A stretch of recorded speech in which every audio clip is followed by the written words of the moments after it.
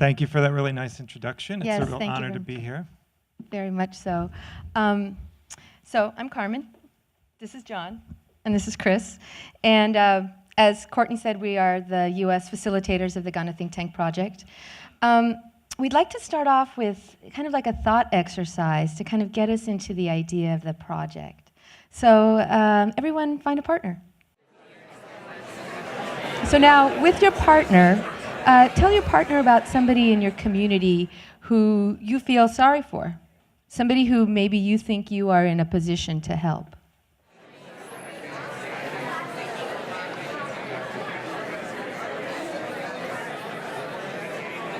Now, everyone sort of think about a time that you yourself have needed help. Now, let's turn the tables a little bit and talk about how that person that you originally envisioned as needy or who could have somehow benefited from your help, think about how they might have helped you in your particular situation. What expertise might have they been able to offer you? So this exchange was, I guess, trying to get a little flavor of one of the cruxes of our project, which is about trying to flip the assumed power dynamic between people who you might think of as needing help and the person or the group of people who think they're in power, or particularly a nation that considers itself a powerful nation and the ones they feel they need to intervene into the lives of, and finding ways to, I guess, impose the goodwill of those cultures onto our own culture. The project started based on our experiences working overseas. Mateo Donkor, one of the founders of Ghana Think Tank back in 2006, he grew up in Ghana. He lived in a place that received aid, and then he started working for different aid organizations within Ghana, and eventually, moved into the United States, where we all met. And then myself, this is, I guess, the photo of the first time I realized the trouble you get into when you try to use the rules that operate in your own culture and operate in someone else's culture, thinking that those rules stay the same, and then found myself wrestling 200-pound men in front of everybody I was supposed to be working with for the next couple of years. This is the village I lived in, and I just wanted to tell one story about, I guess, outsider interventions gone awry that got me moving on this path. You can see the way houses were set up in this neighborhood, where a house was actually like a collection of different smaller homes. So there was like the one on the left where we slept. There was another dwelling for receiving people, another spot for cooking. And that kitchen hut was usually this just dark, hot, smoky, windowless place. And you're there for hours with the smoke. And so one Peace Corps volunteer, I was there as a Peace Corps volunteer. That was my first experience with it. And she felt, why don't we put chimneys in these places? They're built of mud brick, there's thatch in them. It would be really easy. We've got these vents in our kitchens in the US to take the oil and grease and smoke out of our kitchens. We can do the same thing here. And so she started building them and teaching people to build them. And it worked great. People picked it up. It took the smoke very neatly out of everyone's kitchen huts. And it also sent the malaria rate skyrocketing in her village, because malaria is a mosquito-borne disease, and that smoke was pretty annoying in your eyes and lungs. But the fact is, malaria is going to kill people a lot quicker than the smoke was. So for me, I lived in El Salvador for 2 years, working for a human rights organization there, and my job was to teach people about their rights through participatory murals and documentary videos. So I worked in various towns around the country where I would go and live for a month or two, and along with a Salvadoran colleague, we would teach local residents to do interviews about human rights, and then we'd use those interviews to make a mural or a video. So in one town in Santa Clara, we were conducting these interviews, and this 12-year-old boy was following us around and started to tell us things about the mayor and leading us to various people who told us the mayor had sold the local public town market and pocketed the money. And he was growing corn on the land where the dump was supposed to be, so everyone was dumping their garbage in the streams, creating a health hazard. So we thought this was great and that we could help expose the mayor and bring pressure on him to improve human rights, and we had a town meeting where we showed the interviews of people and the infractions by the mayor. And we thought everything was going great until the next day. We heard that the mayor had threatened the boy's grandmother, and as a result, the boy had gotten a severe beating, which made us feel pretty awful. And then, furthermore, it turned out that the mayor was associated with death squads. So we began receiving death threats, and several days later, my colleague was kidnapped and barely escaped under fire, and then I had to be evacuated. So, not a great result. No, not a great result. So in 1992, I was working in El Salvador, also just as their civil war was ending. And my job was to be the interpreter for a collective of rural farmers and one extremely amazing guinea pig farmer. And I was supposed to help the collective communicate across cultural and language lines with a group of international aid workers who felt that they could improve quality of life in general for the farmers and the rancher by helping them implement a Western business model. So I can already tell some of you know where this is going to go. One of the first things that I did was to create a booklet with useful phrases in Spanish. And the first section of this booklet, which was the longest section, included phrases like, "Good morning. How are you? Where are you from? I'm from a city in the United States called Houston in the state of Texas. Have you ever been to the United States?" And so during our first training, the business people, the international aid workers thought, well, you know, in the interest of time, let's skip that whole first part. And let's go straight to like crop rotation, machinery operation, and yield, getting things to market. As you can imagine, that first meeting was a radical disaster. And for all their good intentions, the aid workers came off as cold and patronizing, to the point that several of the farmers became very suspicious about their motivations and left the workshops altogether. And so what this did was push our project back several weeks, which, if any of you guys know anything about planting season, that was a pretty awful thing. And so that a lot of people who were counting on this assistance, not only in terms of the education, but also the equipment itself, lost their crops for that season. So it was pretty devastating. Working abroad has allowed us not only to experience firsthand the kind of hubris and paternalism of the international development model, but also to see the sort of the downside of what could be really good intentions.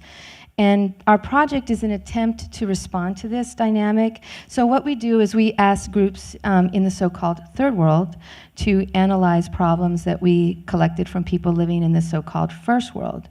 And we asked them to intervene in our affairs, analyzing our issues, and giving us solutions to American problems, but sometimes English problems, sometimes German problems. We've worked all over the world. This is an image of our solar-powered tea lounge and media station in Morocco. This project was a collaboration with the Bronx Museum and the US Department of State.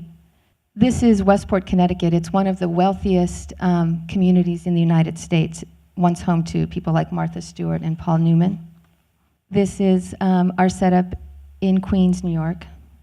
As Courtney mentioned briefly earlier, we have an ongoing project along the US-Mexico border where we're bringing problems collected from border vigilantes like the Minutemen to think tanks of undocumented workers and recently deported immigrants in Tijuana, Mexico. This is a detail of our mobile unit in Austin, Texas, where we took on the issue of gentrification. We've often worked in Europe, also first world, quote unquote.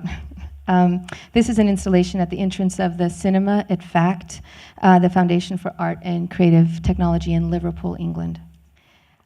This is our installation in Karlsruhe, Germany, where we participated in the Global Contemporary Group Show. Here is some of our installation at the Venice Biennial of Architecture. In Leiden, the Netherlands, we asked Indonesians and Sudanese think tanks to help give advice to the Dutch about their growing intolerance to many cultures, but in particular Muslim cultures. The actions that resulted from the solutions included a fashion show based on the traditional Muslim women's attire, one of my personal favorites, a cookbook for trapping, preparing, and eating seagulls, which were apparently a terrible pest in the area, and also building an Islamic prayer room in the gallery within an important historical Dutch dwelling, a replica of the Anne Frank's annex. In Israel, we formed think tanks of African refugees that were seeking asylum there. This is our installation in Shenzhen, China, which in the space of about 30 years went from being a rural fishing village to a major commercial metropolis of over 10 million people. And the problems we collected there could have been the problems of any major US city. So we try to keep everything pretty fluid, and we're often adapting our process to meet the needs of particular communities. In Kosovo, we shuttled back and forth between Serb and Albanian populations that were living in the violently divided town of Mitrovica. This was a town that was divided by a river, and international military forces guarded the bridge that crossed that river. We asked Serbs and Albanians to solve each other's problems.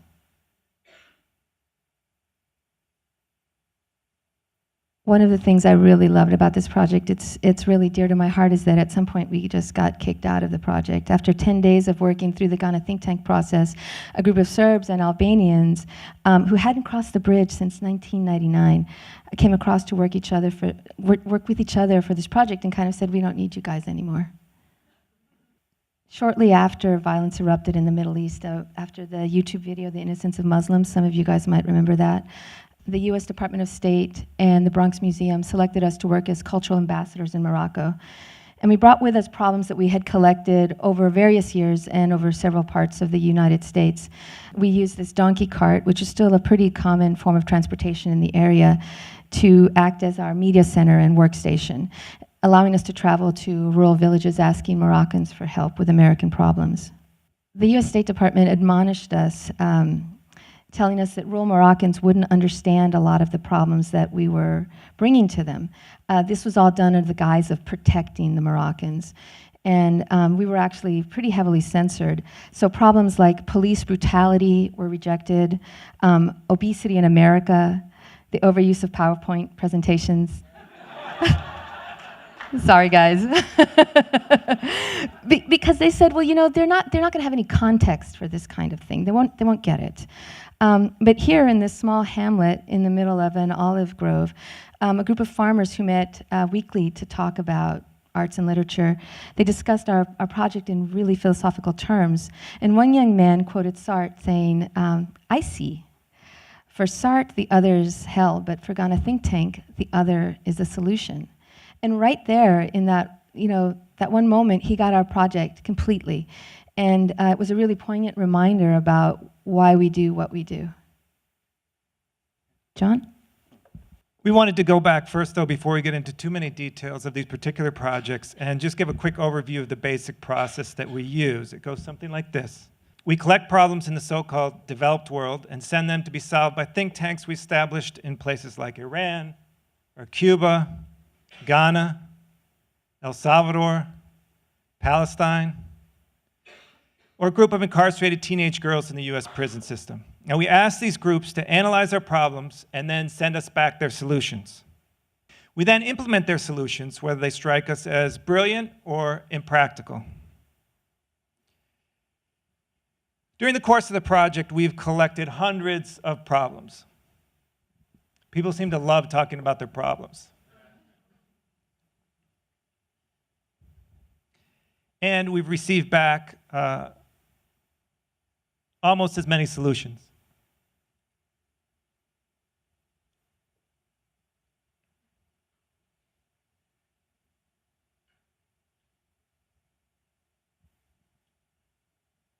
So the way we go about gathering the problems is we set up video collection booths like this one in New York, one in Germany. It's an example of the one we used in Israel, the one in Liverpool. But we also hand out self-addressed postcards for people to hand in, or we do on-the-street interviews. And once we've collected the problems, we send them onto our think tanks to try to get their take on them. Right from the beginning, and I implement this kind of teachings to the kids. When I'm going to come down, they can tell me. Only me, and be coming away by Nature, when she let me. Now make I'm a beer here. No one be coming along, I'm feeling. I'm a Jew, I'm a couple of good, I'm a character speed. No lemon label. Pienso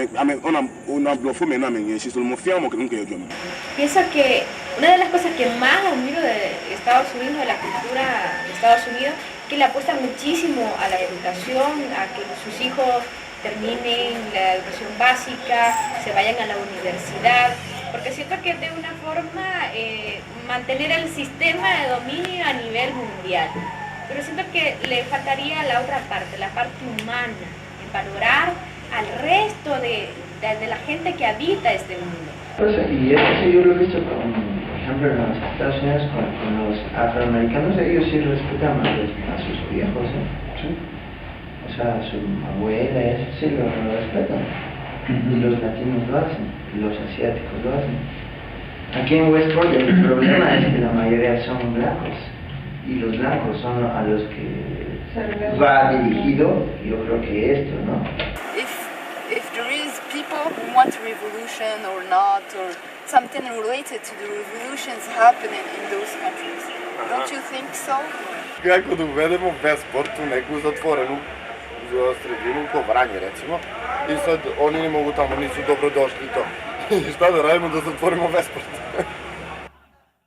So as a way of bringing these voices to a wider audience, we create these installations, and they're places where people can submit their problems via video. They can then come back and watch video of the think tank solving their problems, see footage of the solutions being enacted, and then even sign up and get involved in the actions taking place. We also started to create these mobile galleries that bring that entire experience out into the street.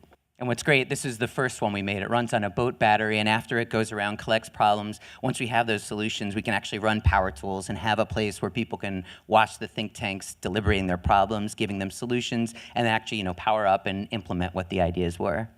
This one we created to run on a bicycle, and it was for our work with the refugees in Israel. There's John about to get clobbered by a big, tractor, backhoe, and as he's pedaling it around. Okay, so now we're going to walk you through a few examples of us putting the think tanks ideas into action.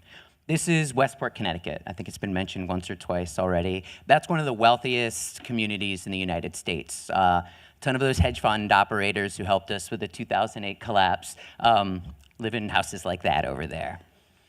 So a problem we kept running into in Westport over and over was lack of diversity.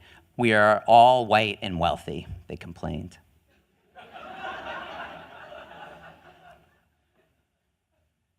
The think tank in El Salvador said, you're probably actually a lot more diverse than you realize.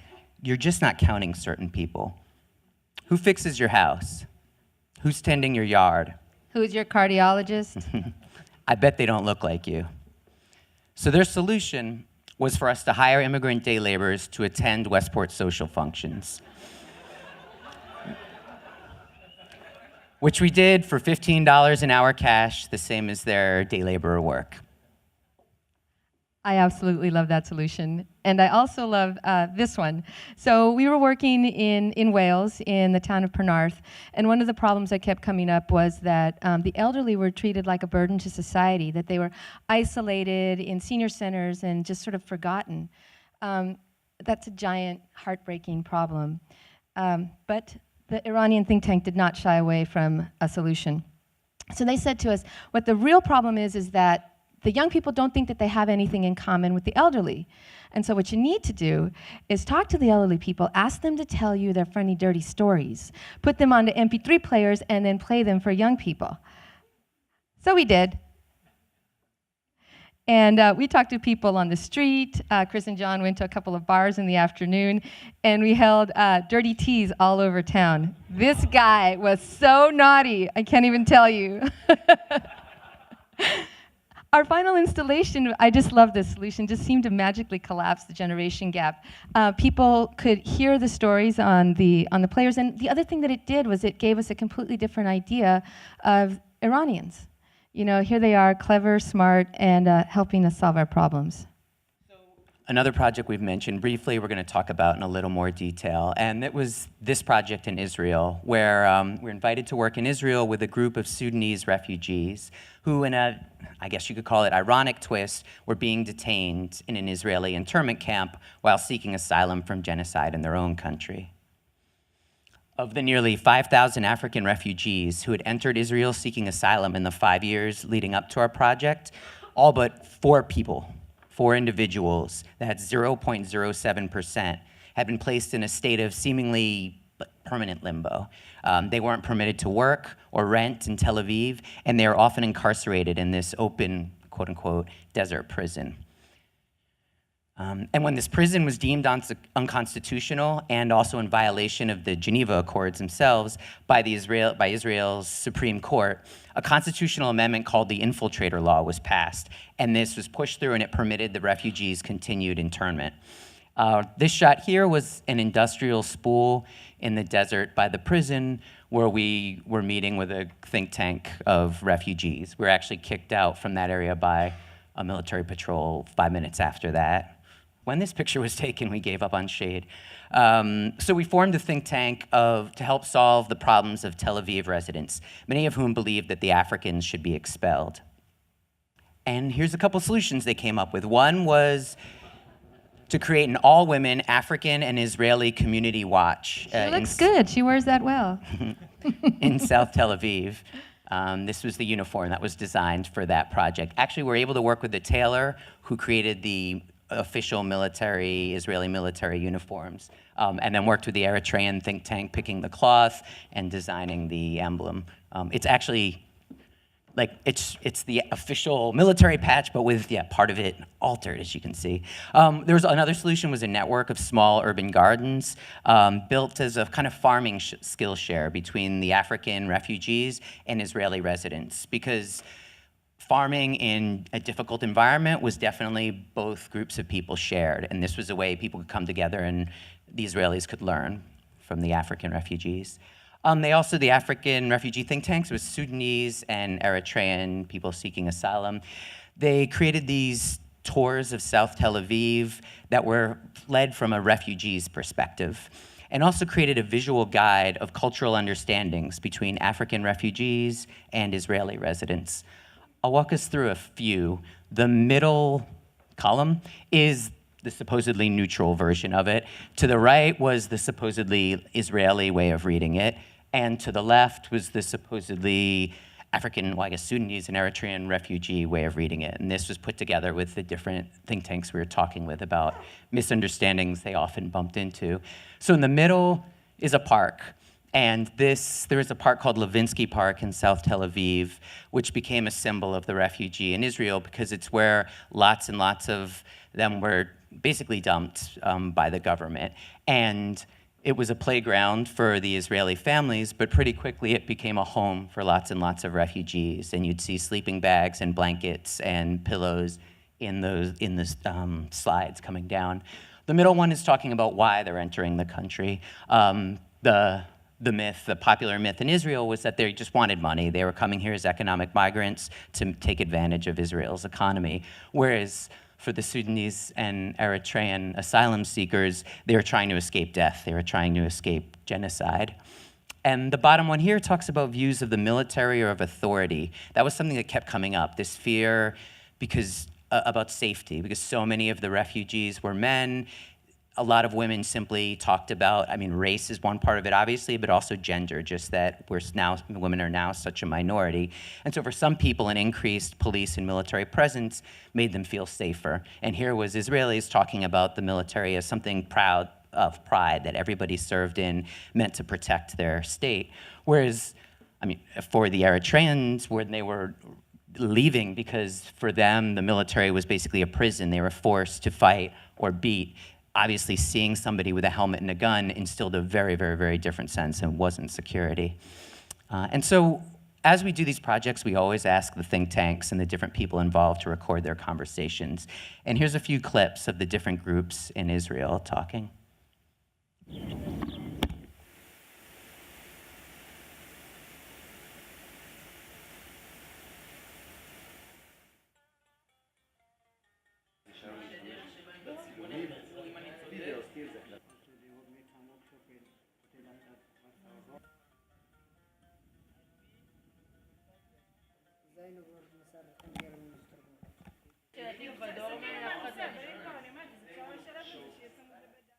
There is a kind of hierarchy between you coming here from the West, you are artists from the 19th West, and you are coming to look at us as a kind of an anthropological case. So when activists and people coming, most of the time they help only for the refugees organizations and the refugees protests and struggles, but most of the time they don't care about the people that born in and their problems. Before the refugees come here, it's not like a Hollywood or I don't know Beverly Hills. It's problems always been here. So why now you are remember to help them? In south of Tel Aviv, we also have another problem with other people who makes the South people look very racist. Like stop the racism, we have to work and not wait for the government. We should work and support the individual who are really thinking of it. A problem is not about disconnecting between them and us. A problem they are afraid from our skin or our culture. There is many people from Asia, from Russia, and from Asia. They live without visa, without anything, but the government doesn't ask for him. They don't need black people here in Israel. To be honest, none of us really wanted to get familiar or friendly with them. I think we're good neighbors, but I'm not really interested in being friends with them. Some people, they put walls between us and them. Because they don't want to share with us or connecting with us. We live here, and when we live here, if we've been accepted, then we can talk about the dirty places. What can we as refugees do about it? Then we can talk about gardens. What can we as refugees do with the community, the South Tel Aviv community, with the garden? What can we do as a community, as the refugee community, with the Israeli community? What can we build up in South Tel Aviv? What can we look better? We live in there. We want it to look better, but we need first to be accepted as residents in South Tel Aviv. We are not yet. If there's anyone in the world that knows how it feels to be a refugee, it's the Jewish people. So I think that the problem that they're identifying is kind of off, because it's not that you're not being understood. And so you run and you come to my land now, and I feel sorry. I need to feel sorry for you because you think I don't understand you. It's actually the opposite. I'm very angry about you think that I don't understand you. I really understand you, but in my opinion, in my instinct, you're going the wrong way. This is the reason you suffer. We had to choose to run or to fight. We fought. They have to choose to fight or run. They run. We don't know the inner politics of each country in Africa. Let's leave it. But let's say that, for example, the Germans, the Jewish Germans, they didn't. They were said, Germans. We'll be Jews in our house and Germans when we go out. They were German, and they felt, and a lot of Jews died because they didn't want to leave their homeland. It was their homeland. It was a problem. They should have ran away. Maybe. 6 million. We read about the Jewish history, and we know that they have been suffering a lot to create their own country. We are supporting both sides. There is small minorities in our community, Israeli community, who believe in the human dignity. So what we'd like to finish up with is talk a little bit about a couple of our current projects. And I would preface it by saying that after many years of working within the framework established by museums and galleries, we became a little frustrated by the limitations of the time frame of a 1 to 3 or possibly even 6-month project. We felt satisfaction at being able to make some symbolic points and establish a dialogue, but somewhat frustrated at not being able to leave behind something that was more concrete. We also found that much of our time was being consumed by logistics and administration. And so when we got an invitation to work in Detroit and the opportunity to move to a much, much bigger scale, we jumped at it. Now, this is an architectural rendering of a riad we are in the middle of building in Detroit. The project is a solution given to us by Morocco to the American problem of social isolation and lack of community. So the Moroccan think tank pointed to our architecture as the cause of our problem. They said the American dream is a single-family house with a fence, and even in your cities, you separate yourselves. Instead, you need architecture more like ours. They explained that building around a central courtyard with homes facing inward and a common entrance creates social environments where neighbors share and are more trusting. This is an example of a Moroccan riad. And this is another more elaborate version that we drew inspiration from in our design. We've been working for a while with 3 neighborhood organizations in the North End of Detroit, the Oakland Avenue Artists Coalition, the North End Woodward Community Organization, and Affirming Love Ministries. And together we've purchased these abandoned lots and buildings in order to implement the Moroccan Solution. After a couple years of organizing and designing, this summer we started to build some prototypes from molded plastic. But in the end, we decided to work with aluminum. The courtyard is designed to be made up of repeating arches, of which you see one module here. It will be perforated with the design that you see in blue on the side. So a key aspect of the project is dealing with the fact that art is often a tool of gentrification, and that well-intentioned outsider interventions like these often result in displacement. So we're forming a community land trust with a deed that will guarantee long-term affordable housing and will limit real estate speculation. The riad will be mixed between commercial, residential, and educational use with a shared public courtyard. This is about to show you a 3-minute video that we're in the process of making for a Kickstarter campaign to coincide with an upcoming article in the New York Times. My name is John Ewing. My name is Maria del Carmen Montoya. My name is Christopher Robbins. We're the Ghana Think ThinkTanks. The Ghana Think Tank is an artist collective formed in 2006. Their work has been exhibited in venues worldwide. They disrupt traditional power dynamics by inviting the third world to intervene into the lives of people living in the so-called developed world. Our motto is we're developing the first world, and the idea is that we collect problems in the first world, like United States and England, etc. My problem is that I'm never happy. They live alone in big buildings, don't talk to their neighbors. A lot of apartment dwellers don't know their next door neighbor. Once we've collected the problems, then we send them to think tanks that we've organized all over the world. Places the United States tends to intervene. And then we ask those think tanks to analyze our problems and send us back solutions. Many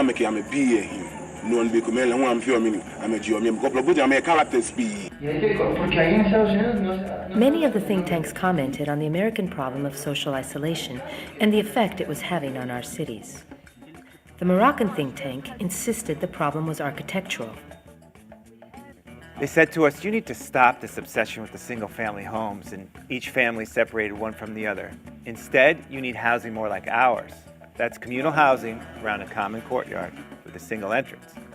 Then you'll have community. When the Ghana think tank was invited to do a project in Detroit, they teamed up with neighborhood organizations and decided to implement the Moroccan Solution. We're in Detroit's North End neighborhood. This community at one time had 55,000 people. It's now south of 10,000. They are moving people out at a saddening rate, and we intend to do something about it. I saw the structure and I was like, oh, that is gorgeous. And something so different that this area doesn't have. They were plans and drawings and renderings, and people look at it and go, I want that. The project will transform formerly abandoned houses and buildings into 8 homes facing a shared courtyard with a single entrance. The thing I really like about this work is that instead of demonizing Muslim culture, we're looking to them for help where American solutions have failed. The Sunni system is backing this project. Not only are they supplying architects, but also access to high-tech production equipment like CNC routers, 3D printers, and laser cutters. The project is a model of how local residents can partner with outside organizations to build housing that is beautiful, affordable, and enhances the neighborhood without displacing local residents. You can create public or quasi-public space, which is in fact owned by the people who are there, but shared by others as well. And that creates a different kind of wealth. Ready to get to work and be a part of it.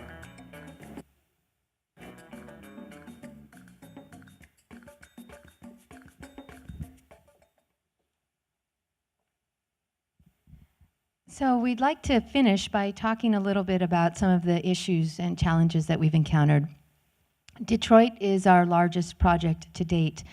And so we're continuing to strive to modulate our process to create longer term projects, ever more sustainable projects, and to get beyond the gallery show time frame, as John mentioned.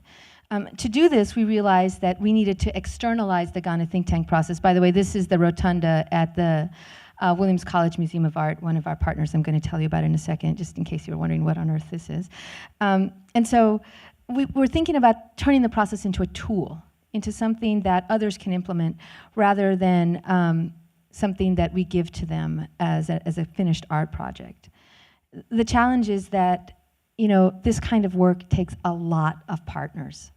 But what's super, super exciting about this is that this kind of work takes a lot of partners. And so we're testing our approach right now with a year-long project with Williams College. They wanted to address specifically the issue of climate change. And we wanted them to become an integral collaborator through all parts of the planning and implementation of the process. And so we began to look for ways to connect with them. And for example, it had been a long-time dream of ours to bring think tanks from our collaborator countries to the United States to do in-person talks with the communities where the problems had been generated. And Williams College said, you know, yeah, we want that too. And so now they're going to bring Moroccans and Indonesians to the campus for a symposium on climate change. And then together with students and faculty, we're going to travel to Detroit to continue the conversation and also offer the expertise of the Williams community in terms of green design, urban planning, and cultural preservation to the community in Detroit. Chris, maybe you want to tell us a little bit more just to tie it all up? Okay, so to actually finish up finally, what do you want to talk? Okay, so this work where we're trying to learn how, I guess something that started as an art project where the confines are very different and expectations are very different is really becoming more like an organization now.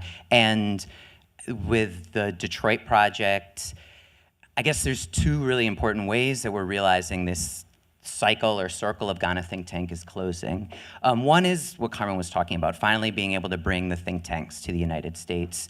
Since the project started, we realized we weren't really doing what we were saying. We're trying to flip a development model, but we're still the gatekeepers to our own culture. And if we're really flipping that development model we encountered, where we were outsiders who supposedly had solutions for cultures we hadn't grown up in, then there need to be Ghanaians here implementing solutions directly, Cubans here, Iranians, not us in our community, which, as you can see, gets defined really broadly.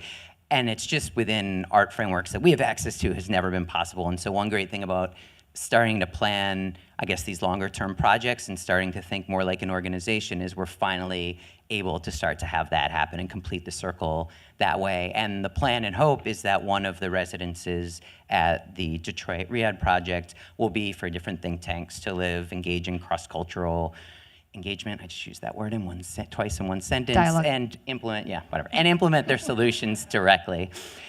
The other way that the project's kind of coming full circle with Detroit is a lot more problematic, and that's this idea of developing the first world. When we're doing that in Westport, Connecticut, it feels really appropriate. I have no problem imposing the will of Ghana on an investment banker or a hedge fund operator. Like, that feels like the power dynamic has been flipped. But in Detroit, the economic situation is really very different. And those same words and that same premise and our role becomes really different. And I think it's important, since when we started the project, we always didn't want to just be the artist standing outside pointing at an industry that has a lot of great work going into it and heart. We wanted it, I guess what's happening now is we're actually finding ourselves somewhat closer to that and having to actually be on the ground and dealing with a lot of the same issues. And I mean, one thing we've been realizing recently is things like colonialism seem to be taking place in Detroit, where outsiders are directly changing culture in order to be able to extract resources and funds from that place. So, oh, you're gonna close it. Well, it, and we wanted to thank you for your attention, and we do have another 10 or 15 minutes, I think, if people wanna have questions or a discussion.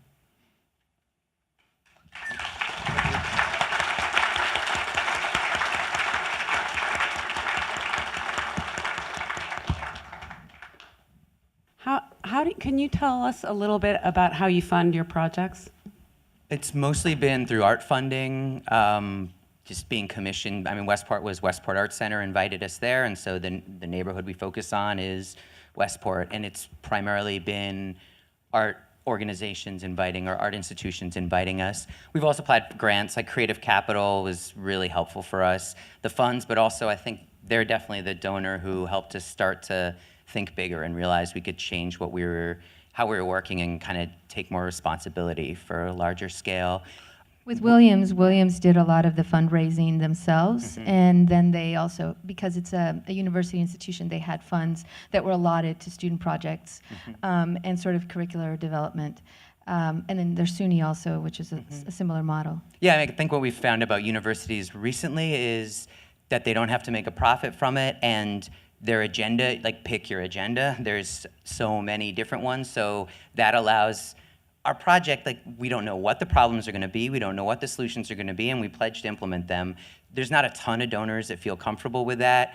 Art has been, fortunately, and now we're learning that a lot of universities are. And since there's aspects, like in the Detroit project, there will be, obviously, we'll be working with local CNC shops and have already agreed to integrate training into the production of it. So that hopefully will allow us to apply for grants, like more traditional grants, job training grants, we'll see. So there's a long answer to that question. Thank you very much. This was fascinating and really complicated. And I'm wondering if you would talk a little bit about the process of creating the think tanks. How did you identify people in different countries? How did you establish rapport with them? How do they stay committed to being in the think tank? Any detail you can provide would be great. So we started out by just working with personal connections. Like, we didn't really want to try to find experts or anything like that. So we were working with a rural radio collective in El Salvador, bike mechanics in Ghana. So we wanted to sort of create think tanks from very different backgrounds and experiences. Yeah, actually, just let me clarify that. We cast sort of a very wide net with our think tanks, and a lot of times it is very sort of personal. Maybe sometimes somebody will come here talk and want to participate. The only requirement really that we have for our think tanks is that they not be professionals in international development. Or artists. Although we broke that rule. We broke that rule once with Iran, and it was great, and broke the second rule once with Afghanistan, and with the NGO thing, and it didn't work out. We figure we've got like 1 foot sort of in art and 1 foot sort of in community development, and we want to have voices coming from somewhere else than there. But the whole issue you brought up about rapport and maintaining contact and their sort of investment in the project is something that we continue to work with to try to develop and do a better job at, I think. We communicate mostly through email or through video, or we don't have the funds to travel over and meet in person most of the time. So we do a lot of that's changing now. But like we said, we're trying to change that. And also, I mean, different think tanks are coming at it for different reasons. Like watching El Salvador, it's clear that it's a great opportunity to kind of publicly give it to this place that claims America as a nation instead of a continent. Then there's like Serbia initially clearly thought it was a joke, the first ones. They were just kind of making, and then when we actually implement the solutions and we send them back video and the results of it, you see like, oh, whoa, I have an impact. And I mean, with the different refugee think tanks, it was really a place where nobody knew what was going to happen to them and didn't have control of their lives. And even small things like watching soccer or football on the TV, the guards would turn it off, like, we don't want you to have fun or you're never going to leave. And there, like, it was clear, feeling like you have a place, something to do, but also have a place in this society. And instead of saying, like, when are you going to leave, the question was, like, how can you help this country that you're trying to move to? Clearly gave a purpose. We also pay all the think tanks. Everyone who works in the project is paid for their work. I think, too, it's important to say that the relationships are really organic, and so the network is expanding and contracting from year to year. Sometimes we'll have to sort of be apart from a think tank the way you would with your friend. 1 year, El Salvador was under a lot of pressure from the military, and they felt that it would be a really bad idea to have exchange with any U.S. parties, and so they didn't participate. That was Iran too, but El Salvador too, when they were having the death threats when we were in Wales. No, but that one they actually, we were squeamish about sending them the problem because that was, well, one was we were in Westport and they were getting death threats and somebody was actually thrown down an empty well and people were driving with darkened window trucks through the village, just simply asking for people's names. It's a radical radio station, political radio station, so they do get a lot of pressure.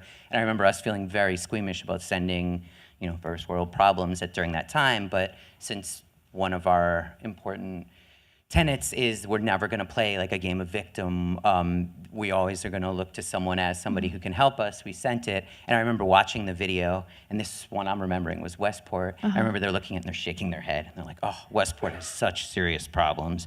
And we're like, oh no, we're about to get torn up. I'm thinking of Wales where, finish. And then they're like, you have such serious problems, and we're assuming like smartassery for the entire time. And they're like, your grandparents don't live with your grandchildren? No wonder your country is so fucked up. How is any part of your culture supposed to survive? And it went into like a group of people who were currently like under death threats were genuinely feeling sorry for bankers and really felt like they learned something about what was wrong with America. I don't know, that just gives a little insight of why people stick around. All of us are learning a lot. Yeah, and in Wales, we, instead of solutions from them, we basically helped with their letter writing campaign to petition the government to allow them to continue working, So they said, we can't give you solutions, but here's the letter, please have Americans write to the Salvadoran government. And that's what we included from them in the installation. Oh yeah, you're right. Yes. Thank you for a very interesting presentation. It seems to me that there is a foundational but unstated assumption that animates your maybe there's several, but there's one that really strikes me. And this is the assumption that the metrics of evaluation of let's call it a humanitarian project, and the metrics of evaluation of an art project are minimally non-contradictory and maximally mutually reinforcing. And I don't think that's an innocent assumption at all. I think it's deeply sedimented in Western thought. I think it goes all the way back to Kant and ideas about aesthetic judgment mediating our common humanity, and it's also assumption, of course, that's been the object of a sustained critique.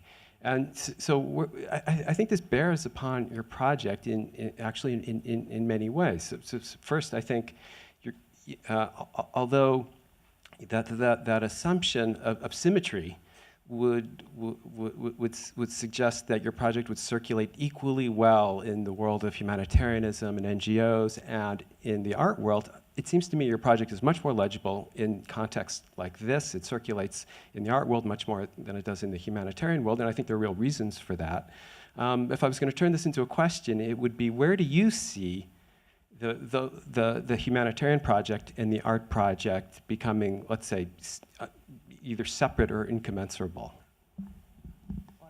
One way to start is we don't see it as a do-gooder art project. And when we started out, it's not that like problems and solutions, the goal wasn't that this was, we thought, an effective way to solve problems initially. It was a way to have to experience another culture's stereotypes about you and your stereotypes about them in your own life about something you clearly care about because you identified it. And so it was more that exchange that was the core.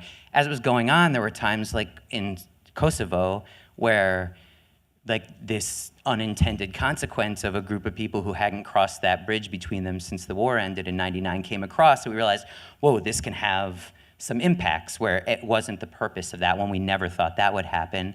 And I mean, maybe it's just, I guess what I was talking about earlier of like symbolism. In art, you can get away with very little. Like a concept can be considered enough, a symbol can be powerful, and they are, but then there's, what you're bringing up, I think, is, the way I've been expressing it is being married to a woman and following her around the country, working in conflict prevention, who's in this field.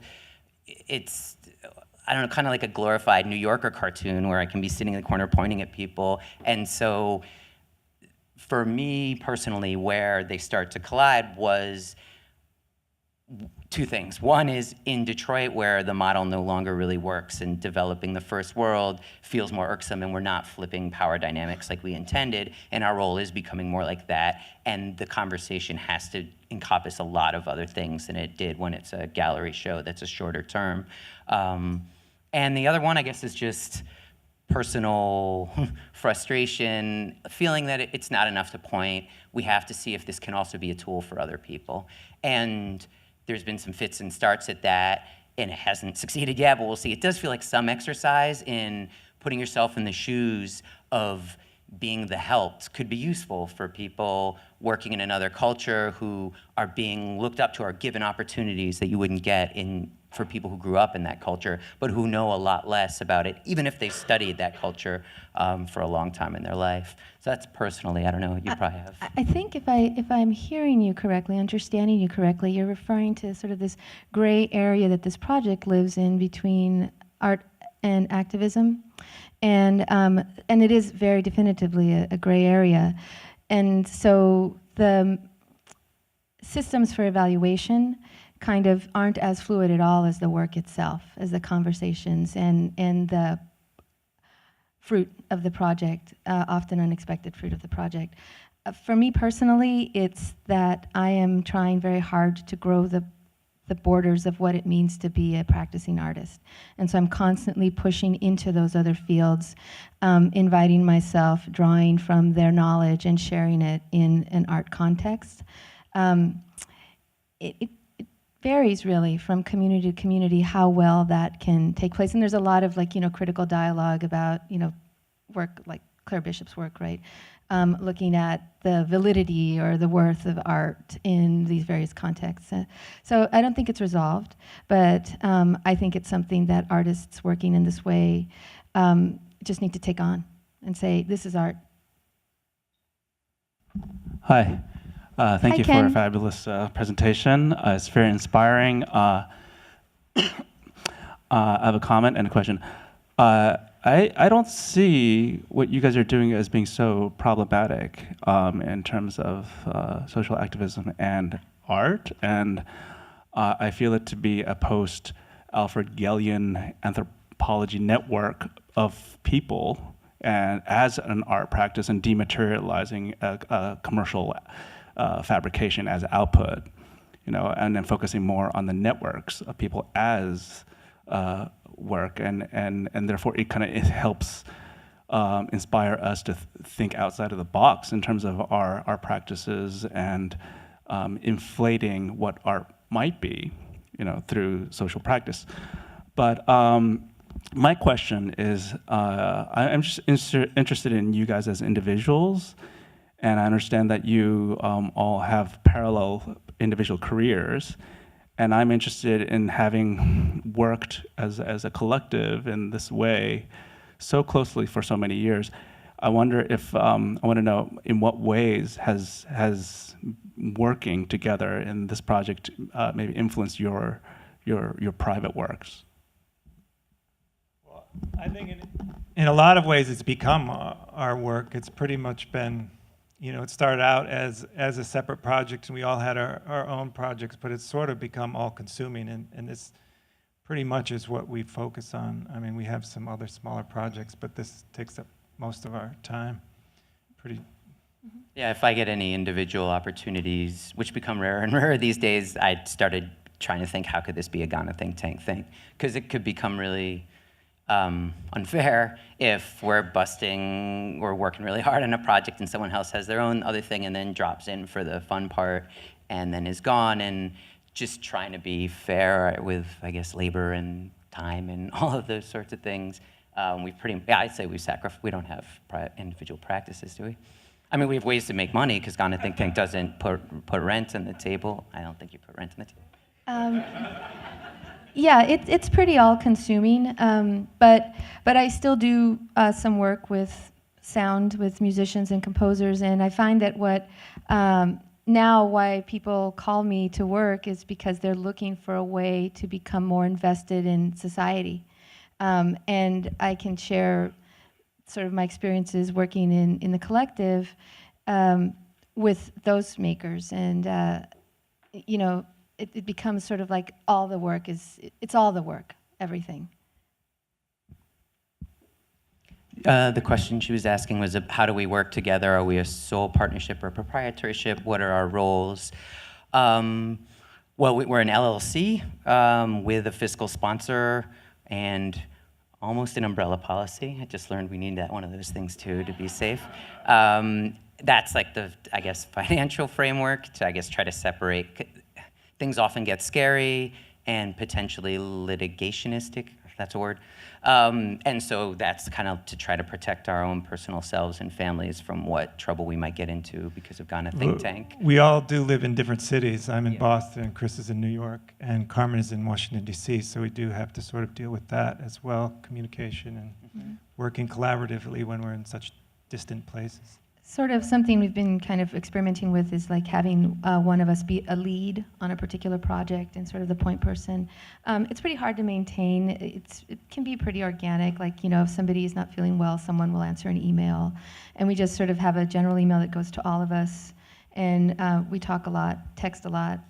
You know, it varies from project to project. Yell at each other a lot. Yell at each other a lot, yeah. Which actually Like is one of the this morning, really an awful nice lot. things. Like, I think it would be a very different project if we all had the same ideas. Like, we actually are pretty distinct thinkers, and sometimes that tension plays out in the project, always pretty beneficially, I think. Yeah, and there's so many times when we'll be arguing about something and then 20 minutes later we flip sides and are arguing vehemently for the other side, and it does make us deal with Or a lot John, of- who's been quiet for the last hour, says the thing that just, you know, changes everybody's mind. And it looks like we should wrap it up though, right? That's right. Okay, thanks everybody. Thank and you there'll so be time much. to talk some more. Thank you.